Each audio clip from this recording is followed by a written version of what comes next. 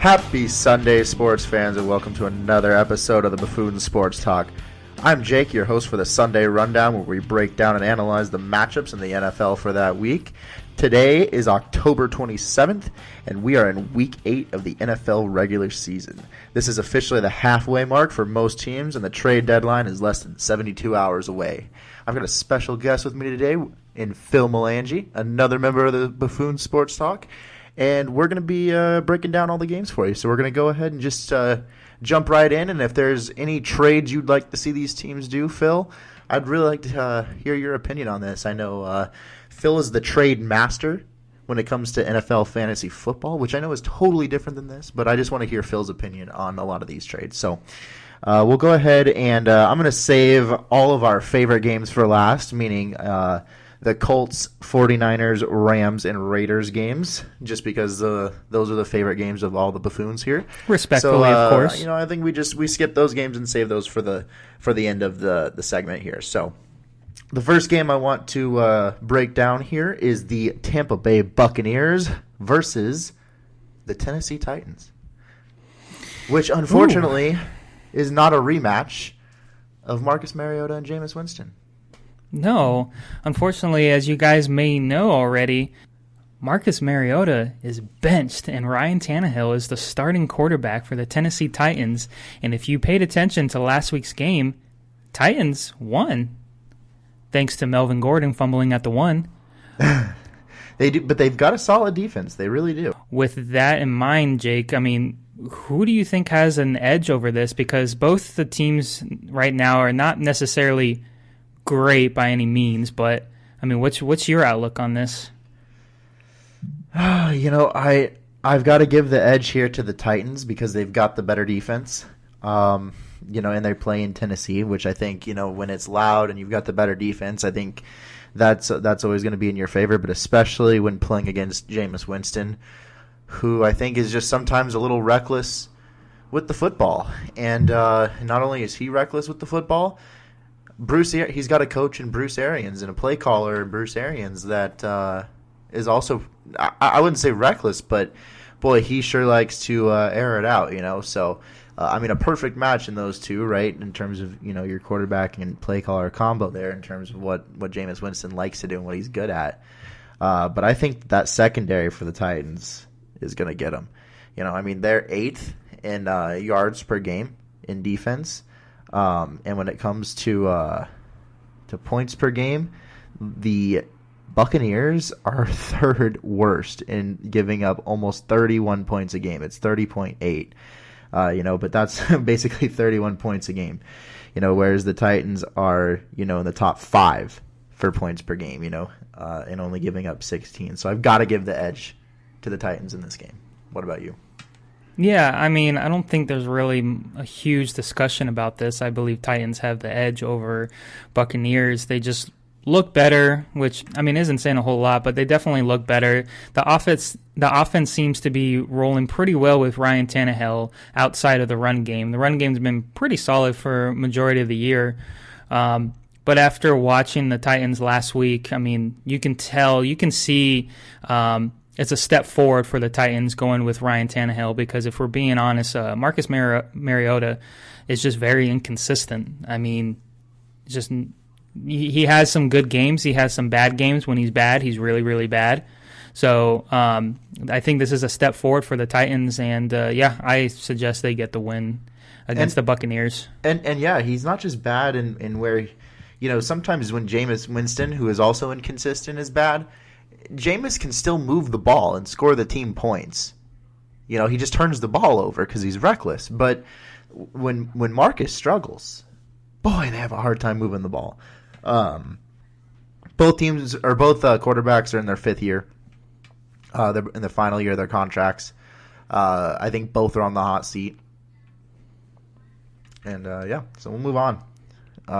So the next game is the Arizona Cardinals at the New Orleans Saints, and it's just announced yesterday that Drew Brees will be returning and starting for the Saints.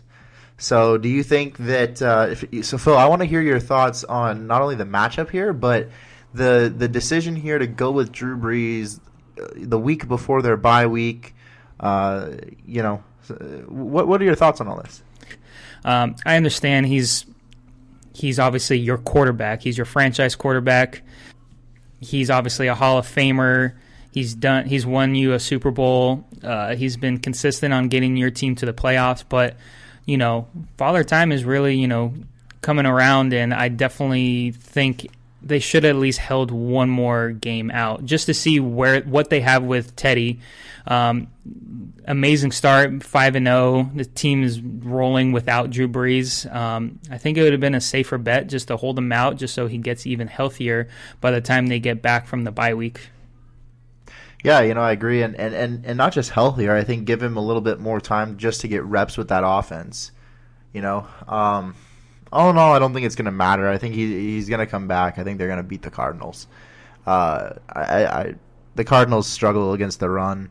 Alvin Kamara is going to have a field day, in my opinion, against the run on the Cardinals. You know, their only hope is if they can tee off against Drew Brees. You know, but you know the thing is, I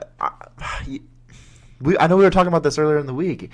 You've got to think that it was at least more of a conversation than we realize in that locker room about who's going to start this Sunday between Teddy and Drew Brees. You know, because Teddy hasn't played bad. He's had a couple of games where he took some bad sacks and took them out of field goal range and stuff like that. You know, plays that Drew Brees wouldn't have taken. But the thing is, Teddy Bridgewater has mobility that Drew doesn't have, which changes the game for your offense. It opens up their playbook. It gives them so much more plays to go run through. Right, and you know, I would understand if there's absolutely no way that you would do this if it was Drew Brees of 3 or 4 years ago. But you know, the reality is, over the last 2 to 3 seasons, we've seen a slow decline in Drew Brees' arm and his strength. I mean, we've seen some of those balls that he's thrown deep fall a little short.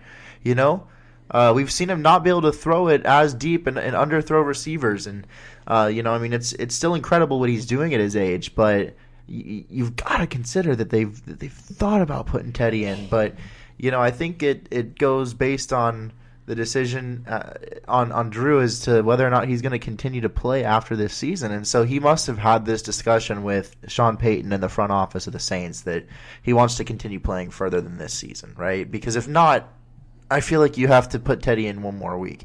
But I think he wants to get back out there, establish wins, establish more yards, touchdowns, things like that. And just get out there, you know? And I think that, you know, I get it that if you have to start Drew Brees, because if you don't and you start Teddy but you continue to win and then you make it all the way to, you know, let's say the NFC Championship game and you play the Packers and you lose to the Packers and Aaron Rodgers, well, then the whole New Orleans fan base is going to be blaming the front office, Sean Payton, and everyone else for not starting Drew Brees in a matchup against Aaron Rodgers. Or if they start him that game, then it's going to be like, well, he hasn't played for the last 6 or 7 weeks. Or, you know, are you just going to wait for Teddy to suck to put Brees in? So, you know, I understand. I think it's definitely the right move to go with Brees, but you've got to think that it had to have been thought about a little bit more. Do you think Drew Brees is feeling a little threatened by the success of Bridgewater the past 5 weeks? Because he really pushed to come back to this. Obviously, he said that from the beginning after this injury occurred. I want to get back out on the field. They gave me a 6-week timeline. I'm going to be there before then, which he has. This is his 5th week, and he's now back. But do you think just a little bit he's feeling threatened? You know... right? I don't know. It's like you want to say no, but like deep down, I mean, Teddy Bridgewater has looked good, and the offense is meshing so well with this. And Teddy is in his 6th season in the NFL, where it's expected to start playing at a high level. You know, you're supposed to be at a, you know, I mean, your first 2 or 3 seasons are learning seasons. You know, 4 and 5 are seasons to make sure that you're good. But in years like 6 through 8, you know, you're supposed to take a serious step up, and then, you know, after that, be considered a veteran in the NFL. You know, so. You know, maybe he is. Maybe he is, but you're absolutely right. It's the right call. You go with your franchise quarterback, the one who's taken your team to the next level for so many years. It's the right call, but deep down you're just like, yikes. I don't know. This is uncomfortable. You want to go with the hot hand. Yeah, but I also don't know, you know, you consider you consider just, and I hate to take more time on this topic, but you got to just think for a moment that there's probably a lot of people on that team that want to see Drew Brees win a second ring. You've got to think about the competitive nature of someone like Drew Brees when it comes to some of those bigger games in the playoffs, which they're definitely making. And you think about how when they took Brock Osweiler out in the Week 17 matchup, the Broncos versus the Chargers, when they were losing to the Chargers, and just went with Peyton just to see what would happen, it reignited that offense, even though Peyton was very injured and not in the best of health. He played well as far as managing the game. But I saw an energy in those wide receivers that I didn't see when Osweiler was on the field. And you have to wonder will they have that same energy for Brees? I guess only time will tell. I mean, definitely this is a good game to come back to. Ease your way back into, somewhat of an easy opponent. I think the Cardinals have definitely looked impressive the last 3 weeks. But it's definitely a good game for him to get back into the groove of things and, feel it out, see how it goes. So we'll go ahead and move on to a game that, I'm sorry if you're really watching this, but the New York Jets and the Jacksonville Jaguars. So you got Sam Darnold, and he has got to have a bounce-back game after that performance against New England. I am seeing ghost.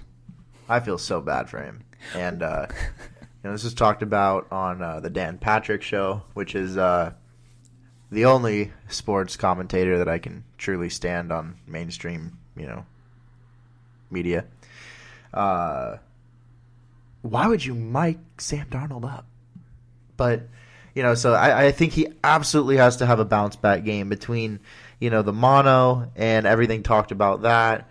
I think between I'm seeing ghost comments and just having such a, meltdown game. I think him being such a hyped quarterback in who was considered to be the best quarterback in that draft class with the highest ceiling, who seems to right now be underperforming compared to a lot of others. I feel like he needs to have a good game right now. Otherwise, he's in a big city, and they are rough on you there. As you can see how they were with Mark Sanchez and the butt fumble, So he's playing the Jaguars, who have been a little bit inconsistent, but, man, the Jaguars, you never know what you're getting from them, but they are playing at home. So, I don't know. I think they've got a top upper half. I wouldn't say top 10 probably, but upper half defense in the league. So they got some playmakers. I think I got the Jags. Yeah, I agree. I have the Jags too. After watching that performance against the Patriots last Monday night, I mean, it was bad. Don't get me wrong. It was really, really bad. But, if you were actually watching the game, you would see he was overthrowing his passes, underthrowing. He was pressured a lot. Obviously, the Patriots have probably the best defense in the league right now. But you can see it was just, I don't know, he was just not there. He just looked confused. He had no idea, what was going on. And I feel like he still struggles. I think this will be a tough matchup. The Jags, you're right, the defense has been inconsistent. They just lost Jalen Ramsey. But if you actually look into the last few weeks, the defense has really stepped up, and I feel like they're going to continue on. Because they still have A.J. Boye. They still have A.J. Boye. Mm-hmm. They still have a good pass rush. So they still got Leonard Fournette. They've got a good team overall. But whereas the Jets, they're giving up right now 26 points a game on defense. That's not going to cut it. It's not. And I mean, this is a very altered stat that I'm about to give out because obviously he was gone for a good chunk of the season so far. But they've only scored a total of 63 points in 6 weeks. Obviously, Darnold isn't there, but he didn't score at all last week. They got shut out. I don't think that's going to be the case. I don't think they're going to be shut out, but I feel like they're still going to struggle a lot. Well, I mean, most importantly, I mean, their one win, I mean, granted, was against the Cowboys, but the Cowboys were pretty banged up that game. I think the Cowboys were coming off 2 straight losses where maybe they were having some problems in that locker room. I think they had to wait for Doug Peterson to say something to fire him up. Looking back, that might and we'll talk about that in just a little bit. But looking back, that might have been a huge mistake on Doug's part. Yeah, but because they seemed like they were out of it, And Jason Garrett sure doesn't seem like he is a motivator. I think it was one of those things where the Cowboys were really struggling, and they were really anticipating their next few opponents, and I feel like they overlooked the Jets. I feel like they really did. Easy touchdowns for the Jets during that game against the Cowboys. I think that was just an anomaly. And, if they obviously played each other again, I don't think it'd be the same outcome, not even close. But like I said with that stat, I mean, if they've only scored 63 points so far in the first 6 games, I mean, they're just not accustomed to scoring. Like, it just shows they're struggling. So I just think they're going to continue to struggle. And I think Darnold having his mono in the beginning of the season really set off the Jets because, I mean, you didn't anticipate the Jets were going to be anything special anyways. But if you look on paper, like, they're not that bad of a team. Obviously, they acquired Bell during the offseason. Their defense got better too. So you look at them and you're like, that's not a bad team. But I think they just got off the wrong foot. And because of that, I think this season's kind of is wasted for them. Yeah, I mean, this is a hard game to I like to bet on every game every Sunday here. I bet on these picks. You can't bet for the Jets on this one. I just wouldn't feel comfortable. Right. I bet on every game, and I bet based on what I'm picking here on the Sunday Rundown. So I've already placed my bets this morning, but I actually placed them yesterday on Saturday. But anyways, I bet on the Jaguars here, but this is one of those that I didn't bet a ton on because I could see it being this one is like a medium risk game to me. There's low, medium, and high risk games. Low risk is when you've got like the Seahawks playing the Falcons this week with Matt Schaub starting after trading Mohamed Sanu. Like we know who's going to win this game, right? I mean, we'll get to it in a minute, but that's a low risk game. And this was like a medium risk. The next game that I want to cover is what I would consider like a high risk game, one that's pretty hard to call. And this is the New York Giants and the Detroit Lions. Real quick though, I know on the last few episodes I talked about Leonard Fournette and how slow he was. Yeah. Yeah, he's not looking he's looking a lot better. I mean, they're giving him over 20 carries a game, which is why I think they're also going to just demolish the Jets. But sorry, I didn't mean to backtrack. It's just something that I said. Of course, that's how it always goes. You make a comment about a player, and then next thing you know, they start going off, and, they're really using Fournette like how they should have, ever since they drafted him. So I think there's going to continue that momentum moving forward against the Jets. But yeah. Yeah, they got to establish the run early because in the fourth quarter, he's a big boy. He is hard to bring down when the defense is tired. Absolutely. You just got to trust it. First quarter, don't read too much into the yards per carry, when everyone's, fresh-legged and not breathing heavy. Exactly. But yeah, your next game, the New York Giants against the Detroit Lions. Yeah, I mean, this is a tough one. I mean, Detroit has a record that is not reflective of what you've seen on film. They're 2-3-1, but honestly, they look like they're an above 500 team. Whereas the New York Giants, they're young. They got Daniel Jones and Saquon Barkley. They didn't look particularly great against the Arizona Cardinals, who are also not that great of a team. I think their record is better than their play is indicated at 3-3-1. They've played 3 pretty poor teams in a row in those 3 wins. In the Atlanta Falcons, New York Giants, and Cincinnati Bengals. So, who are combined have 3 wins and have like 18 losses or something like that. So, I'm not going to read too much into that. I've got Detroit in this game. I think it just makes sense. Kerryon Johnson's out for the year on IR. Another devastating blow to the Lions. I feel like every year Matt Stafford just gets an unlucky just an unlucky thing has an unlucky thing happen to him every year, whether it's on offense or defense, or whether it's even that play in the playoffs where they definitely beat the Cowboys. That was a bad call.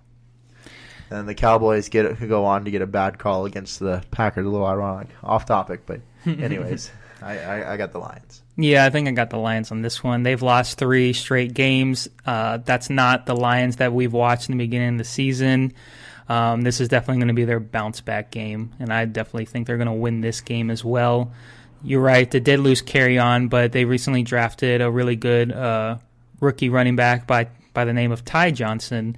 And against this Giants defense, which they allow a good amount of points per game. I mean, they've allowed 187 points in the last 7 games. So, a team. 2 huge runs last week to Chase Edmonds. Exactly. The backup running back to David Johnson. That's a really good point. I totally forgot about that. Chase Edmonds just annihilated the Giants. They're good at stopping the run when it's in the A-gap. But once they go outside of the line and they go either far right or far left, I mean, that's where they just absolutely struggle. Yeah, they just those outside runs. Those outside runs, they just struggle. And knowing Matt Patricia, he definitely watched that game. He definitely saw that, and I think they're going to use Ty Johnson in those type of outside runs. Yeah, I agree. So we'll go ahead and move on to the next game here, which again I think is hard to call just because of the quarterback play. You never know what you're going to get here. Just flip a coin. You got the LA Chargers against the Chicago Bears. Playing in Chicago, but fair chance that there's just as many Charger fans there as there would be in LA. So since the Bears are another big franchise, so it's they would have not had a home field advantage even if they were in LA anyway. So doesn't matter that they're on the road. But Mitch Trubisky, man, he has looked bad. But even worse than that, in my opinion, has been the play calling. I agree. Mitch Trubisky is not one of those quarterbacks that is capable of just throwing you open. And at a later point, I'd like to talk about the fact that their real issue is the fact that they traded so many picks to trade up one spot and draft Mitch Trubisky when Deshaun Watson and Patrick Mahomes were still both on the draft board. But anyways, they're going to regret that move for the 49ers loved that move. You kidding me? Oh, yeah. The 49ers loved it. Chicago, we dropped one spot, still got our guy that we wanted, plus we got multiple picks from it. I'll take that any day, and any team would take that. And they picked the wrong... And moving up to do that would have been the right move if they had gotten themselves Deshaun Watson or Patrick Mahomes. But they got the wrong guy. But I got the Bears on this. Their defense is really good. They got Fuller. They've got Khalil Mack, obviously. They got some other great linebackers in there. And I just think that defense will force Phillip Rivers to play poorly again and turn the ball over. I think their only hope is if they really start to move the ball through both running backs, both Melvin Gordon and Eckler. Melvin Gordon has admitted all of a sudden now that holding out was the wrong move. He's not in football shape. I think he'll get there after a couple more weeks, but it's not as simple as just deciding, I'm going to go out there and just get in the lineup and play. That's what preseason is for. That's what training camp is for. Even that's after what practice every week preseason, is it for. still takes a few weeks to get acclimated back to normal gameplay. Yeah, exactly. So I wouldn't be surprised if the Chargers take this game, but in my opinion, the Chargers locker room is already going to start to fall apart. They've had a lot of injuries already this year, so I think that that's already weighing on them. But they're underperforming against teams that they should have been beating, and so because of that, I think that their hopes of making the playoffs are over. I think they are. I think they're done. So next, anything else you want to comment on that, Phil? Yeah, like you just mentioned, I was going to briefly talk about the Melvin Gordon situation, him getting back into the rotation, back into the feel of things. Like you said, he has not looked the same. If you're a fantasy football player, you definitely understand and definitely feel the frustration when you watch him play. He just does not look like the same Melvin Gordon, the top 5 running back that you're used to. So I think honestly it's going to continue. I think this is a tough, matchup. I know the Bears compared to last season have gotten a little worse when it comes to the run game, but I feel like, I don't know, when you look at the LA Chargers as a team overall, from offense, defense, special team, they just look poor. They look poor for the 3 quarters, and then for some reason they pick it up in the 4th. Yeah, I don't know why. It's just been a thing where they just struggle, and then they finally pick it up near the end. But sometimes the damage has already been done, and it's too hard to come back from. But they just need to take that momentum from how well they ended these past couple games, and then bring that to the next one, which is this game here against the Bears. If they have a hot start, I think they'll win. If they don't, if they just struggle like they always do for the first 3 quarters, then it's definitely a Bears game. Yeah, I think the key to this game is moving the ball through Melvin Gordon and Eckler, both in the run game but also in the passing game. I think that the goal needs to be to try to let because if you're going to try to go throw it deep on Fuller or stand there in the pocket and try to deliver nice, accurate throws on Fuller before Khalil Mack is going to get to you with that banged up O-line, and poor O-line, I should say, for the San Diego Chargers, you're in for some trouble. So to me, it's get out there, run the ball, run it to the outsides, maybe go with a bunch of 2-back sets. I mean, they haven't really tried that a ton. Give it a shot. I mean, at this point, you got nothing to lose. Put them both on the field at the same time. Run some different screen patterns to different directions. Try to tire out those pass rushers that are trying to tee off on Rivers since he's not mobile, and see if you can get some big plays out of that. I guess the only beneficial news for the Chargers this past week is that they did get one of their offensive linemen back from injury. I believe it was their left tackle. So I guess that's some sort of improvement. I don't see it being a huge change in the swing of how this game's supposed to go. But like you just said, if they can't get that run game, they're definitely going to struggle. Yeah. So the next game, we've got the Seattle Seahawks at the Atlanta Falcons. Oh, what an easy road game for Seattle. Falcons are 1-6. They're calling it a season. They're dishing Sanu.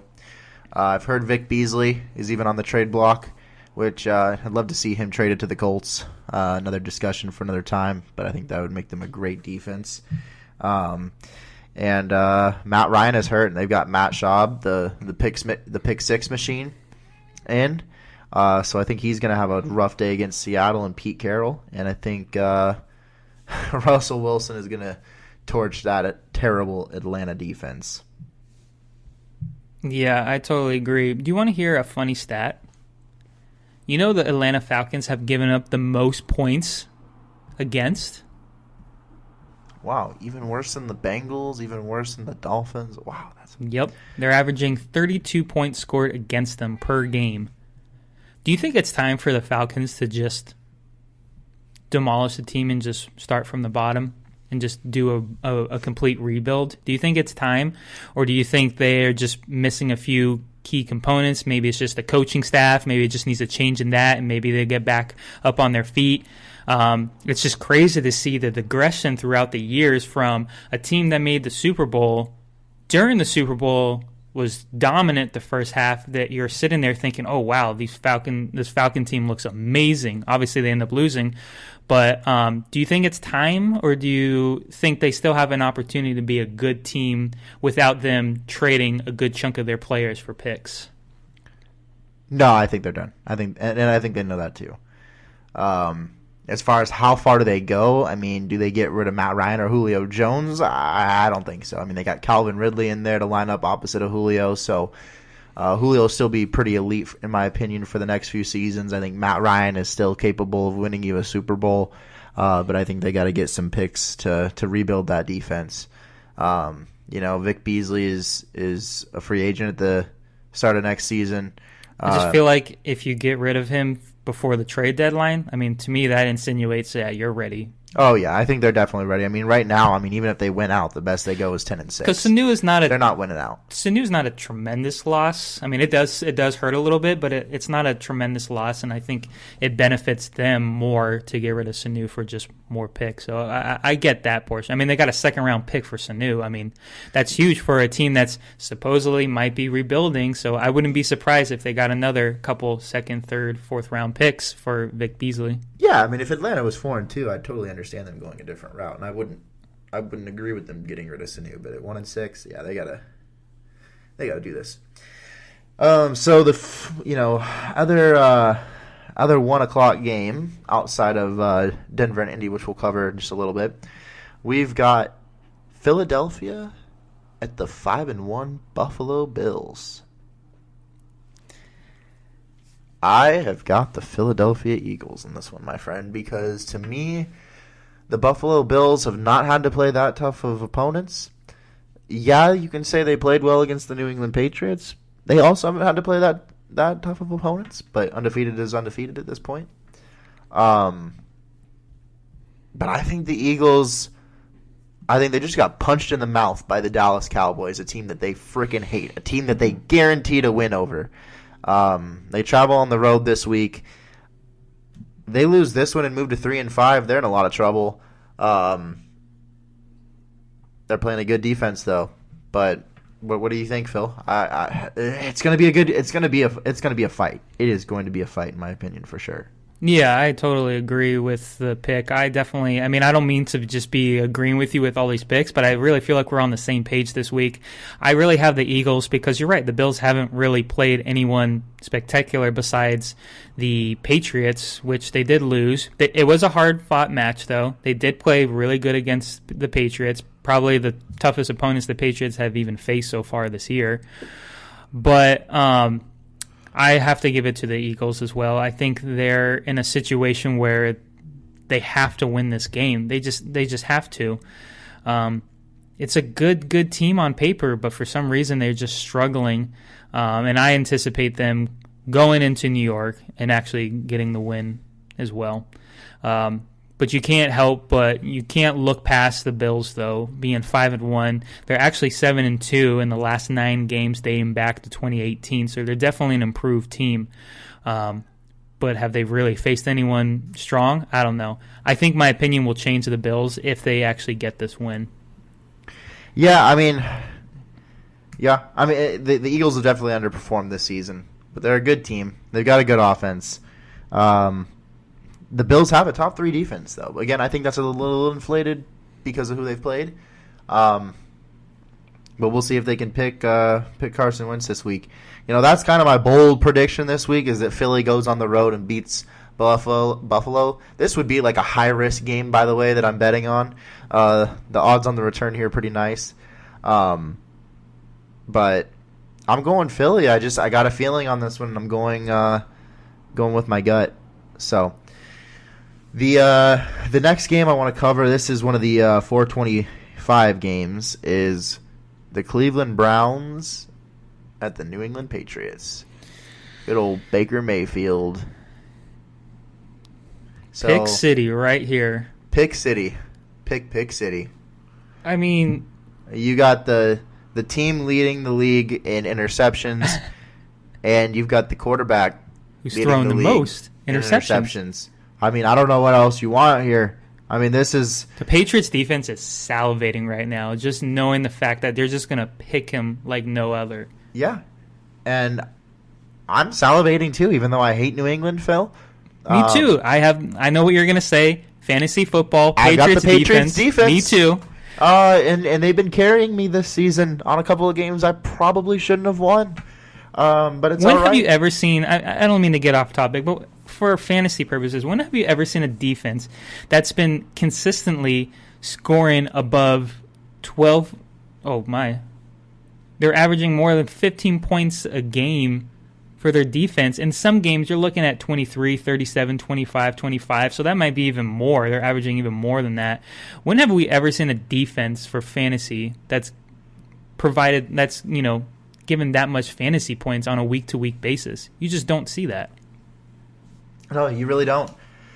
You'd be happy if your defense got you 10 points. You're like, yes, it's a good week. Right? Yeah, I mean, you're like, at least I didn't lose points. I mean, geez, some weeks I've been excited that my defense didn't get me negative points after a certain performance or showing, you know? But yeah, I mean, I think that, Baker Mayfield, this is the guy I really hope they make Seaghost. I've gone back and forth on this guy, but he's really hard to like. He does these things that you're kind of like, okay, I like his confidence. I want to root for this guy. He gets drafted by the 0-16 Cleveland Browns that were 1-15 the year prior to that. 1-30, 1-2 seasons is just awful. He turns it around, goes 7-8-1, and you're kind of rooting for the guy, and then he just gets so cocky, and then he starts talking about Daniel Jones being drafted, and you see all these commercials, and you're like, all right, man, maybe you should just slow down just for a minute here. Just for a minute. Yeah, you like the swagger that's coming from him, the confidence, and I couldn't only imagine being a fan base for the Browns, that you see that and you're like, yes, that's what we need. We need a QB who's confident, who has a chip on his shoulder, who's going to do big things. He says he's going to do big things. Last year he showed glimpses of it, like, oh my gosh, this guy can be someone big. Then during the offseason, they acquire OBJ. The team gets better. So you get excited for it, and then to this point, they're 2-4. Yeah. They're disappointing. People had them people were predicting them to win the division this year after the Steelers lost Antonio Brown and Le'Veon Bell, and once Big Ben went down, people were like, oh, I really think it's going to be a fight between the Ravens and the Browns, and now you're looking at it like, bro, it's going to be a fight between the Browns and the Steelers as to who could finish, second to worst in that division behind Cincinnati. Yeah, no, it's the absolute truth. The Ravens are the best team in the AFC North. When I was hearing those predictions saying that the Browns were going to win division, it was kind of like, whoa, let's step back. On paper, it looks nice, but we've seen many times where a team is, created and gets all these key players, and instantly people are like, oh, this is a, contending team, and then they don't live up to the hype. We've seen that many times, not just in the NFL, but in the NBA, in all different sports. So I like the swagger that came behind Baker, but I wasn't sold yet on them winning division. And so far, they've kind of lived up to, what I thought they were going to be. But overall, in people's eyes, this has definitely been one of the biggest disappointments so far this season. Yeah. And I don't see it getting any better against a tough matchup against the Patriots. The Browns will be 2-5 after Sunday. Yeah, and, boy, it's crazy to think that Bill Belichick is creating better defenses at this point in his career, but he is. And at this point, he's won 8 Super Bowls when you factor in him winning Super Bowls with the Giants as a defensive coordinator, against some legendary lineups against, Bill Walsh's 49ers. Not in the Super Bowl, but, in the NFC Championship games against Bill Walsh's 49ers and that West Coast offense. Bill was the first to stop them. You don't think he's going to have a problem stopping Baker Mayfield? I don't care if you've got Odell Beckham Jr. and Jarvis Landry. I don't care if you've got Nick Chubb. I agree. You've got Bill. Yeah. So, but I hate them. I hate to compliment them on that. The Patriots? It is what it is. Yeah. You look at them and then you see him just trade Bennett for like a 7th round pick, and you're like, what? But then you're like, you can't say anything because it's Bill. It's a 7th round pick that they may or may not even receive. It's like you look at it and you're like, what? Really? It's a conditioning. It's a conditional pick. So the next game we'll move into is the Sunday night game, because we're going to leave the other games for the end here. And this is the Packers at the Kansas City Chiefs. Ooh. Such a bummer that we don't have Patrick Mahomes playing. Such a bummer. I would be so stoked if Patrick Mahomes was here.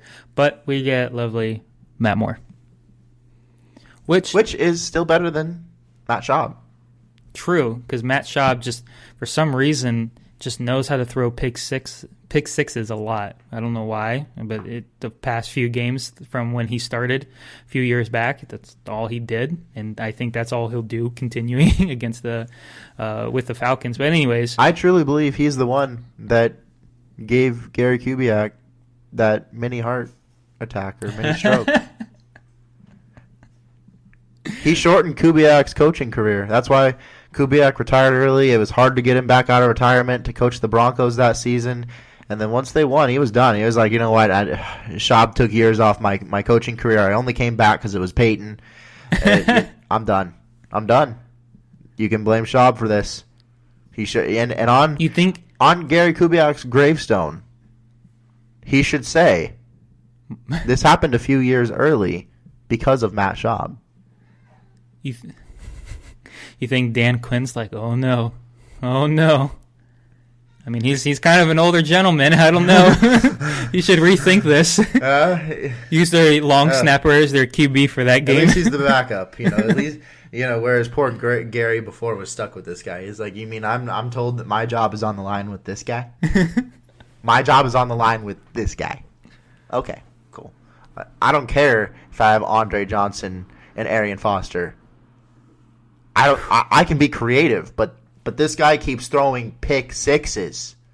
Like, my defense can't even stop the other team from putting up points because of Matt Schaub. Like, what do you want me to do? He's hurting me in all three phases of the ball. Their special teams is getting points, and we're not able to punt. They're scoring because of the defense, because he's throwing pick sixes. What do you want? We can't run the ball when we're down by 10 points because he's thrown a pick six and, fumbled. Because, we're down 10 points in the second half. We got to at least be able to throw the ball. Do you ever get that moment where you hear a name and it just instantly brings back just memories? Oh, Arian when you Foster. said Arian Foster, I was like, man, what a running back. When he was healthy, he was so fun to watch. He was so fun to watch. But anyways, let's get back to... Yeah, we're getting off topic here. But, yeah, Packers and Chiefs. Boy, I wish Patrick Mahomes was playing. That's all I can think about. But... Andy Reid's still a great play caller. I still think he's going to make this closer than people think. But I got the Packers in this one. Man, when you first look at this on paper, you thought, man, what a tough road game for Aaron Rodgers. If they squeak this one out at 6-1, boy, they'd be crushing it.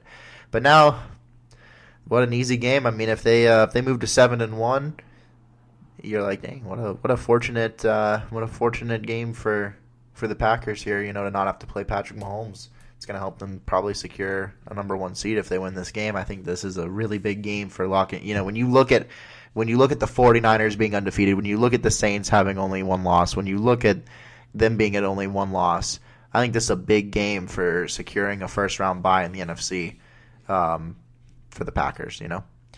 So. Yeah, I agree. Actually, to be completely honest, even if Patrick Mahomes was playing, I would still feel like I'd give the edge to the Packers, because when you look at the offenses, especially if Devontae Adams is back, you look at the offenses, like great offenses going, in this game, and then you compare the defenses, and then you see a good defense for Green Bay, and you see an okay Chiefs defense, and I think that's where it would slowly start separating. So with him, with not, I still give this game to the Packers. I feel like it would definitely be a lot more fun to watch, a lot more interesting if Patrick Mahomes was here. I'm going to give this to the Packers. They just overall just look so good, and Aaron Rodgers has really made me shut up for the past few weeks. He doesn't have to throw to win, which is nice because he hasn't had that the past few years, and now this is a team where he has a good run game, he has a great defense, and he doesn't have to do all that. They could just run, just like a few weeks ago where Aaron Jones scored multiple touchdowns. I mean, they can win in many different ways, and it doesn't require Aaron Rodgers to throw. I think this team is really dangerous. I might go on a limp. I don't even think it's a limp, but I think they're the best team in the NFC right now. I think they're the favorites to go to the Super Bowl, in my opinion. Over the Saints? Right now, yeah. Ooh, I mean, I personally have Packers saying it's NFC Championship. Yeah. I love your Niners, Phil. I don't think they're there. Not there yet, but love the addition though of Daniel Sanders. I do too. We'll get to that. Sorry, but yeah, I understand that. But who knows? Who knows, Jake? It's the NFL. What happens if them bringing back Drew Brees throws him off completely? And I know we just backtracked again. What if Pat P throws like five? Or I'm sorry. What if Drew Brees throws like 5 pick sixes to Pat P tomorrow? Today. Sorry. That's a lot to think about. But I don't see that happening. But what happens if it does throw him off? What happens them moving back with Drew Brees throws him off completely? And then all of a sudden, the Packers have a straight shot straight to the Super Bowl. I mean, I think that's the only reason why I'm not choosing the Saints right now, because you have that if factor with Teddy Bridgewater and Drew Brees. Right now, with the Packers, you don't have that. You have Aaron Rodgers, you have Aaron Jones, you have that great defense. These wide receivers where he's finding the third, fourth option and making them look great with Devontae Adams' absence, except for that one. He's Gandalf for a reason. Exactly, except for that one wide receiver that Patrick Mahomes is Dumbledore. Bounced off his mask. What? But Patrick Mahomes is Dumbledore. So, I mean, hard to say, but he's not in. But yeah, obviously I got the Packers too. I think it just makes sense. I think the defense is going to give Matt more difficult night, in my opinion. Yep. So the next game is the Monday night game, which again I understand before the season starts why you would put this game together, but when you look at it now, you're like, come on, like what are you doing? We've got the Miami Dolphins at the Pittsburgh Steelers. Doesn't the league have the option to change this out? I mean, you would think in advance when Big Ben goes down, like week 2, that they would start to scramble and be like, yo, we need to find a new game. Because, and look, then you want to bitch about ratings and stuff like that for your primetime games, and it's like, okay, well, stop picking Redskins and Vikings for your Thursday night game, which we'll cover in just a second, and Dolphins. I mean, look, they've just been awful games. There's so many games that I would choose for it to be that Monday night game over this one. Well, then you look, I mean, Patriots, Jets, the week prior. You go back to Week 6, and you've got the good old Lions and Packers. That was a good one. Like, in fairness, that was a good Monday night game. Mm-hmm. But, you go back, the week before, that was probably the only Browns and 49ers was a terrible game. Like, because they demolished them. Yeah, it's just it was just they're not good games. They're not good games. No, so, the league really needs to sit down and figure this out because, like you just said, they sit there and complain about why is viewership down, and then you put these crappy, primetime games on TV, and you're just like, what's going on? But yeah, so I mean, who you got here, Phil? I mean, you got Mason Rudolph squaring off against. I mean, this is an opportunity for the Dolphins to get a win. Do they get their first win here? I mean, we are in a showdown now between the Bengals, the Dolphins, the Jets, the Redskins. In regards to, you could even throw the Bucks, the Broncos, the Giants, all in that category too at 2 wins. With the Steelers because they all, have terrible records and are only at 2 wins. As in regards to Falcons too. Sorry, I forgot about the 1-win Falcons. As in terms of who's going to get the first, second, and third, fourth overall pick in this year's draft, and there's some good quarterbacks coming out in Tua. Some of these teams clearly need to get a new one. Is this a game that the Dolphins could win? And if so, do you start Ryan Fitzpatrick or Josh Rosen? I mean, you got Rosen and Rudolph from the same draft class. You think Rosen should be able to win this game, right? You would think, but with how terrible that offensive line has been for the Dolphins and the team that just absolutely can't score for shit, it's not even fun to watch. Even like sitting there analyzing the team itself when you watch, their tapes and whatnot, it's not even fun to watch. That's how bad the Dolphins team is. I have the Steelers winning this one. The Steelers being the second most Monday night game, or one Monday night game since 1970, and I think they'll continue that Monday night against the Dolphins. I just real quick, I think we just cover the Redskins and the Vikings game, the Thursday night game. It was 19-9. Vikings won, moved to 6-2, where the Redskins moved to 1-7. Case Keenum got hurt. Dwayne Haskins came out there and played. Wow. Dwayne Haskins is been such a disappointment since coming out of the draft, especially with how high he was picked and how there's so much hype behind this man. Consider that he's got a great arm, still young, only played one season really in college. He redshirted his first year, second year only played a few snaps, to be honest, and really only had one season. So he's still new to the speed right now. The speed of college. Still new to the sport, right? He just dominated as an athlete, but now he's got to get. He's not new to the sport. He's been playing for a while, but he definitely is he's inexperienced on the field level against top level athletes, right? If you really consider this, Ohio State pushes people around like they were nothing, and so for him to dominate. Ohio State consistently dominated throughout college football and has for years without a dominant quarterback. And so when they got one, it was like when you give Alabama Tua, or when you give, what do you do with that? When you give Urban Meyer or Nick Saban a great quarterback too, they're gonna destroy you. So he had an easy time. It came to him easy. But now he's out there, and he's not able to just use his physical capabilities to pick teams apart anymore like he could at high school and college. So he's got to sit and learn a little bit more for sure. They may even want to consider trying to get a new quarterback if they can end up with the first or second overall pick in this draft class. But Kirk Cousins has looked good. They're 6-2. Troy is the hater on the Buffoon Sportscast, and just got to give a little quick shot and some shade at him.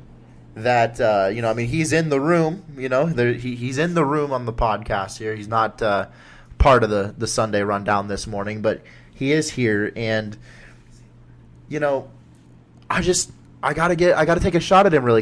You know what?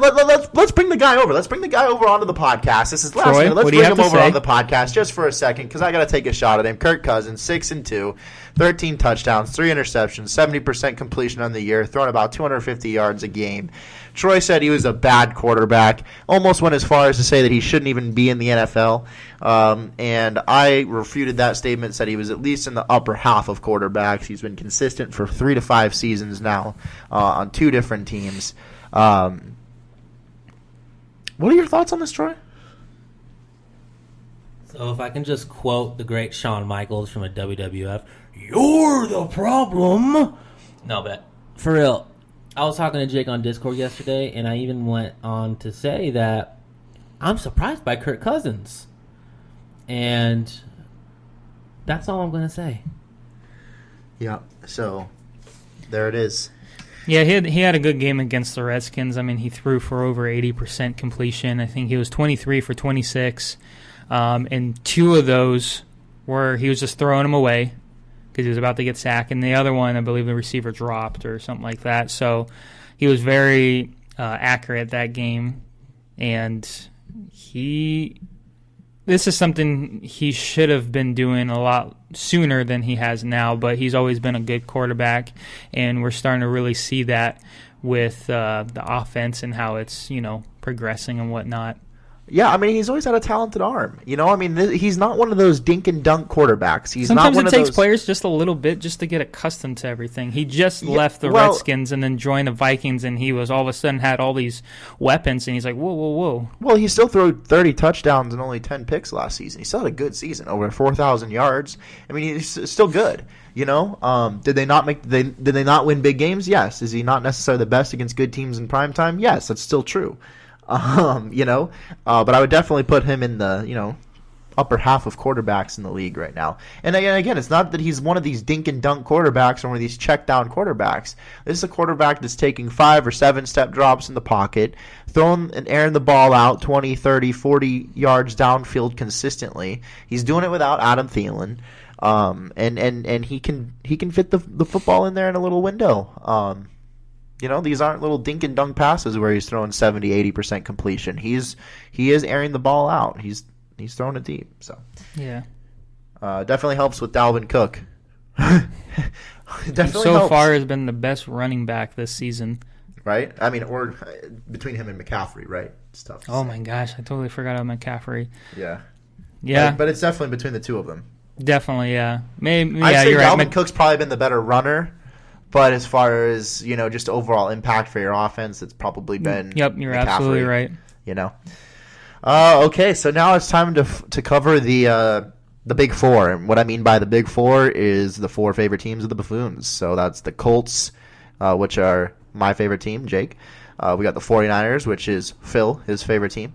We've got the Raiders, which is Alex's favorite team. And we've got the Rams, which is Troy's favorite team. So we're going to go and start with the Raiders and Texans game. The Raiders play in Houston. And Houston's coming off a loss in Indy. They're 4-3. Raiders are 3-3. The Raiders looked promising to start the season, have looked competitive in some games, but man, they had a tough schedule to start the year, right? Had to play the Packers, they've had to play the Chiefs, had to play the Colts. These have not been easy games for the Raiders. And what do you think, Phil? I mean, this is, in my opinion, a tough one to call. I mean, what I saw last week, I personally have watched a lot of the Texans games because I'm a Colts fan. That's the team that rivals us in the division and has for some time. The Jaguars and the Titans have really been irrelevant. And they've got a great quarterback in Deshaun Watson. But I wasn't that impressed by this team. They've got playmakers, but I wasn't that impressed. What are your thoughts on this game on this game today? Ooh. Who's home again? They're in Houston. They're in Houston. Texans are 2-1 at home. I mean, it's still early. Raiders are 1-2 away. I'd probably give the edge to the Texans, but I think this is definitely an opportunity for the Raiders. We talked about it last week on the podcast. With the Chiefs now missing Patrick Mahomes, they obviously have a tough matchup against the Packers, which I do feel like they're going to lose, so they'll drop them down to 5-3. If the Raiders can win, which I'm hoping for Alex's sake, then they're 4-3, and all of a sudden this becomes a little bit more interesting for the AFC West. But I have to right now give it to the Texans. I think Deshaun Watson is just absolutely amazing. I think he'll throw all around this defense, and I think they're just going to take the win on this one. Yeah, I got the Texans too, unfortunately, because they're in Houston. And because I think they're slightly the better team, and because, you've got the Raiders coming off this will be the sixth game in a row that's really tough, in my opinion. You look back at week 2, they played the Chiefs at home in Oakland. But then after that, they played in Minnesota, in Indy, then versus the Bears. And that was, I believe, in London, right? So that's, even though it was like home on paper, it's not a home game. That's in London, right? That's tough. And then in Green Bay and now in Houston. I mean, you're talking 5 weeks in a row of on the road against 6 really good teams in the Chiefs, Vikings, Colts, Bears, Packers, Texans. I mean, you are talking teams that made the playoffs last season or are going to make the playoffs this season. That's not an easy stretch. And so, you look at the rest of their season, it gets a lot easier as they only have to really play, the Chiefs on the road one more time. They've got some easier games against, the Broncos and the Chargers, the Jaguars, the Titans, the Jets, the Bengals, the Lions even. So it gets easier for the Raiders, and I think if they can steal this game, it really keeps their playoff chances alive, especially with, the Chiefs possibly taking a loss here. But yeah, I got to go with the Houston Texans on this one.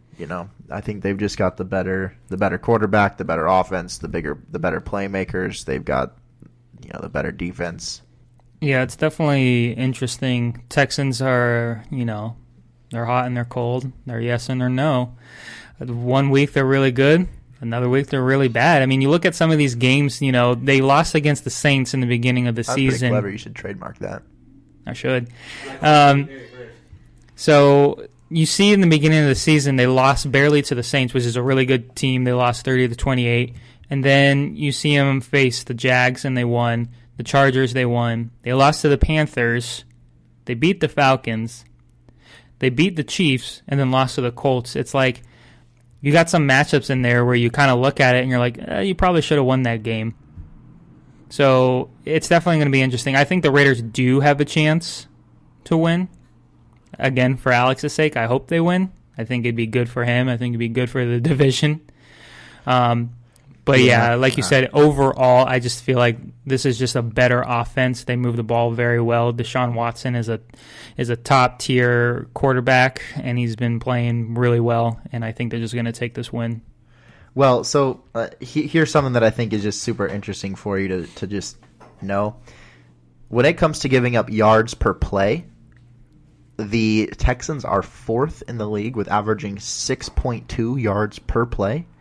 And not only are the Raiders bottom 5 when it comes to points per game and bottom 10 in yards per game, the Raiders are the 3rd worst team when it's yards per play and giving up 6.3 yards per play.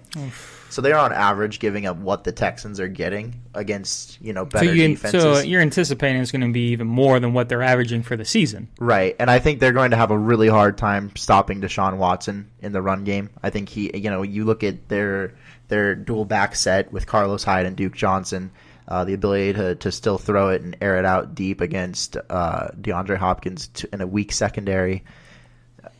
They're gonna stop them, in my opinion. Agree. So, I think now we will move on to the next game here, which is the Rams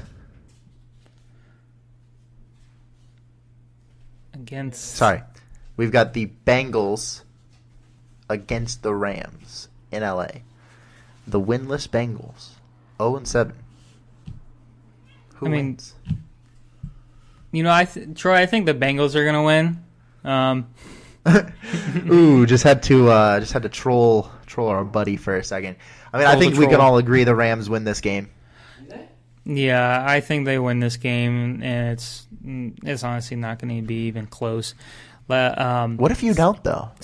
But if you look at Cincinnati's defense, they rank almost last in almost every single category for defense, and the Rams are going to score all over that. They're going to give the Rams defense is going to give Dalton a difficult time. In my opinion, there's just no way. Yeah, and if I would be so surprised if it's even close. Yeah, if I'm Cincinnati, what I do here is I personally, I tank, try to go 1-15. I don't think you ever try to go 0-16. I think that's just an embarrassing statement to your franchise. I think you try to win at least one game, go 1-15, secure the first overall pick in the draft yourself Tua, and I think you try to deal AJ Green this week but I think you hold on to AJ Green until after the game Sunday, to wait for another team to kind of be in more of a position to secure a playoff spot or to make a push for the Super Bowl, and you really try to deal with a team right now that could deal a pick that has a lot of draft lottery build up, I should say. Not lottery, it's NBA. Just a lot of draft capital is the word I'm looking for here. And try to give it to him. That's in a run for the playoffs. And I think it'd be interesting to talk about some teams that should go for him. I think he'd be a great addition to any team. You look at the Patriots, I think they've already traded a lot of picks this year for wide receivers, or locked a lot of money up. I was low-key hoping that the 49ers would go after A.J. Green. Because that's the one thing. You're right. They still could, but that's the one thing they're missing is not only a number one receiver, but I feel like they need a tall, big receiver. Yeah, Sanders is great, though. Oh, I'm happy. I'm happy with that acquisition. But, yeah, I'd love to see him on the Colts. I'd love to see him on the Packers. If he goes to the Saints, that's a great addition. I think if he ends up on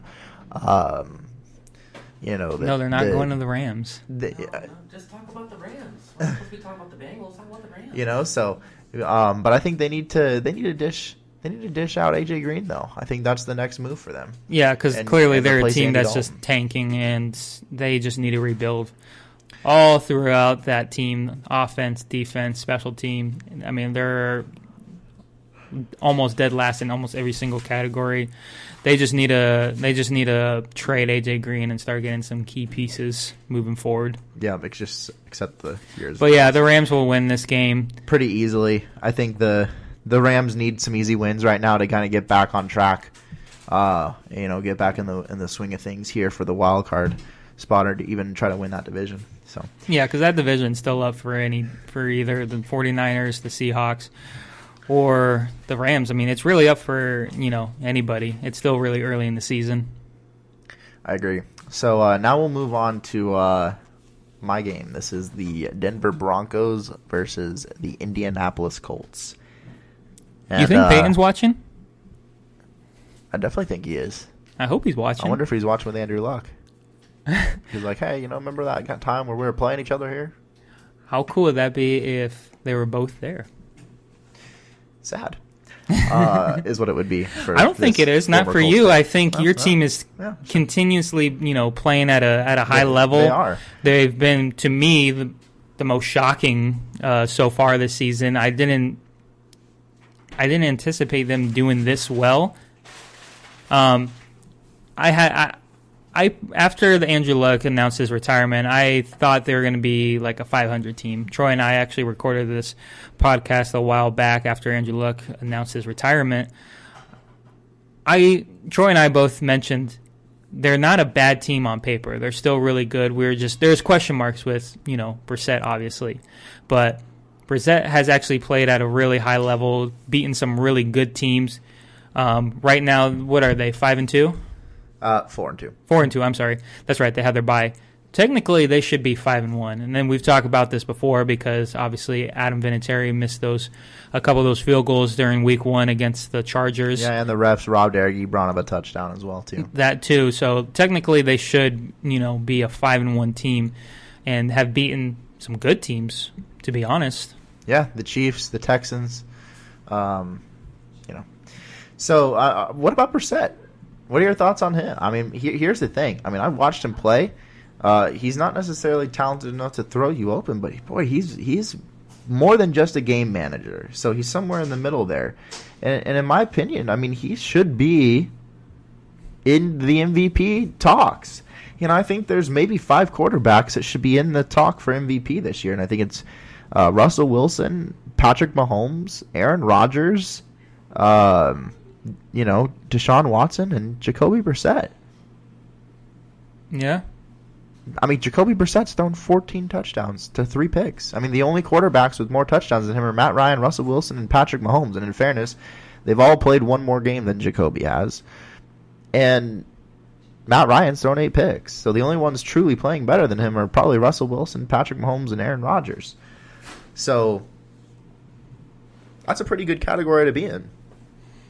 Really, you definitely saw a glimpse last week when they played the Houston Texans where he threw 4 touchdowns, 0 picks, 67% completion, and over 320 passing yards. That's those stats right there are for an elite quarterback, and you're starting to see a glimpse of that because that's not the first time he's done that. He's had another game where he's thrown 3 touchdowns, over 250 passing yards. He's thrown another 3 touchdowns earlier in the season against Tennessee. He's definitely developing into a really good quarterback, and it's definitely going to be interesting to see what holds for Indy in their future. I don't know. I guess I'm kind of just stumbling because I'm really impressed and shocked from, like I said earlier, with how well they're doing right now. And personally, if you compare him, obviously they breed from the same tree. Brissett came from New England, so did Jimmy G. But Brissett was the 3rd string on that team, and Jimmy was the 2nd. But if you look at both quarterbacks right now on different teams, Brissett's playing a heck of a lot better. He's been more efficient too. They've played tougher matchups, the Colts have, against the 49ers. He's more impressive right now to me than Jimmy G, and that's coming from a 49ers fan. You just look at the stats and you can't help but be impressed. Well, yeah, and speaking of that, I think let's go ahead and transition into the final game of the Sunday Rundown analysis here, which is the Carolina Panthers at the San Francisco 49ers. Phill Melange's team here. So you got Kyle Allen against this top-ranked defense and a team that just acquired Emmanuel Sanders off trades from the Denver Broncos. By the way, I forgot to say, not to backtrack, I think the Colts beat the Broncos. I think they beat them easily. The Broncos traded Emmanuel Sanders away, which makes this game even easier, in my opinion. I shouldn't say that like it's an easy lockdown win, but I think the Colts beat the Broncos today. So, yeah. Anyways, later today at 4:05, we got the Carolina Panthers at the 49ers. And, you got Kyle Allen playing this elite defense. And, the 49ers acquired Emmanuel Sanders, which was kind of that one piece that they were missing on offense, was kind of that elite receiver, or that, above-average receiver that they could really move the ball with, where Jimmy's not throwing as many picks. Because I think that's really the one critique, like you were just saying, Phil, is that Jimmy struggled a little bit again. He's kind of good for a turnover a game. He's averaging over a pick a game. Yeah, he's average. Like, he's got good accuracy. He can throw the ball well, but he's kind of due for a pick a game. Now, in fairness, he hasn't really had receivers to throw to, and they're asking a lot of him, and Shanahan is. So I think Sanders really helps him move this ball better. What do you think? What do you think about this game? I mean, as a 49ers fan, the Panthers are 4-2. Clearly, they're a good team all around. You don't get to 4-2 without Cam Newton, without being a good team, right? Yeah, exactly. So you look into you actually look into Kyle Allen a little bit. You look into the Panthers a little bit. If you look at the Panthers defense, they actually do give up yardage against the wide receivers. So I wouldn't be surprised if Jimmy instantly starts throwing to Sanders, to Kittles right off the bat. I know they're a team that's a run first, but this Panther defense actually is not that great against the pass. So hopefully that's how they start up this game, by throwing the football, especially with them acquiring Sanders, which is huge because, as you know, the 49ers don't really have a number one wide receiver. They have good talent, but they're nothing, they haven't proven a lot, is what I'm trying to say. So with that being said, you kind of look at Kyle Allen, and you see, if you look at just a quick glance of him, you see, oh wow, he's thrown 7 touchdowns, 0 picks, and he's 4-0 in the last 4 games. But more than half of those touchdowns came against Arizona. But then if you look at Carolina, they faced Houston, which was a close game, 16-10. They faced Jacksonville. They won 34-27, another close game. And then against Tampa Bay, and they won that 37-26. So, it's easy matchups. So this is a true test for Kyle Allen against a top-ranked defense. So we'll definitely see how that turns out. So who do you have? Oh, I have the 49ers right now. I just feel like overall they're just a better team. Championships are won through defense, and I think the defense is going to show up. And Jimmy G will do what he's been doing all season, which is a great game manager. They'll run the ball, they'll throw it. I don't know. I give it to the 49ers. I personally found this one the hardest to predict all week, and I really, really wanted to call the upset here and call Carolina over San Francisco, and that this is San Fran's first loss. But I can't do it. I don't think they lose. So, and it's at home. And I didn't put my money on it. I put my money on San Fran. And there's something to say about, also, we talked about earlier about Baker Mayfield and the swagger. How about the swagger with the 49ers after that difficult game last week where they're calling it the Mud Bowl against the Redskins? I mean, it's the Redskins, though. It's the Redskins, true, but it was raining a lot. It was, the field was extremely wet. Couldn't do a whole lot. And then you saw after when Nick Bosa sacked the quarterback to end the game, they went and started sliding around. They're just a team that's just having a lot of fun. And that's what you like to see as a fan, because if they're having fun, which means they're doing well, then they're just going to continue that momentum. And I think they're just going to continue that against the Panthers, and they're going to win that game. I actually can see it as a low-scoring game, though. I think it could be close, but I think it will be a defensive fight, like you said. I think Luke Kuechly will force the running game to struggle just a little bit. I mean, they are the number one ranked running attack in the league when it comes, especially to their running backs. I mean, you take Lamar Jackson's running stats out of it a little bit, it's a little different for the Ravens. Yeah, and obviously the 49ers have lost 2 offensive linemen, which will be back in a few weeks. Plus, they lost their fullback, who's arguably the best fullback in the game. Oh, yeah. I mean, yeah, most teams don't use fullbacks anymore. Yeah, and he's such a key component to their run game. And him being out, you can kind of slowly see the aggression in the run game. But they're still, dominating in the run. And just love the way our teams are built. Our teams are run-first teams. Both the Colts and the 49ers. They're built through the running game. They're doing it through multiple backs. And I just love the way that they're built. It's just when you can run the football on a team, it just does something to them. I think physically, emotionally, mentally, because you're just having your way with them. It's they know what's coming. It's not about disguise. It's not about tricking them or better concept. It's just, hey, we're just coming right down the middle of the A gap. And you can't stop us. We're just bigger, stronger, and better than you. And that can be demoralizing when a team can't stop that. So I got San Francisco, but I do think it will be close. So, so this will conclude the third episode of the Sunday Rundown with the Buffoon Sportscast. This will conclude the third episode of the Sunday Rundown with the Buffoon Sports Talk. If you found this podcast resourceful, entertaining, give us a like, follow us on social media, and share this. Share it with your friends. Again, the idea is that we are just 4 buffoons who love sports. We know a lot about sports, and we love talking about it. And we feel like there are also buffoons all over Fox Sports, NBC Sports, ESPN. And if they're able to talk sports, why can't we? And offer some different viewpoints, opinions, break some different things down for you. So hope you all have a great Sunday here. Enjoy the games, and we will see you next week for another episode of the Sunday Rundown. Peace. You.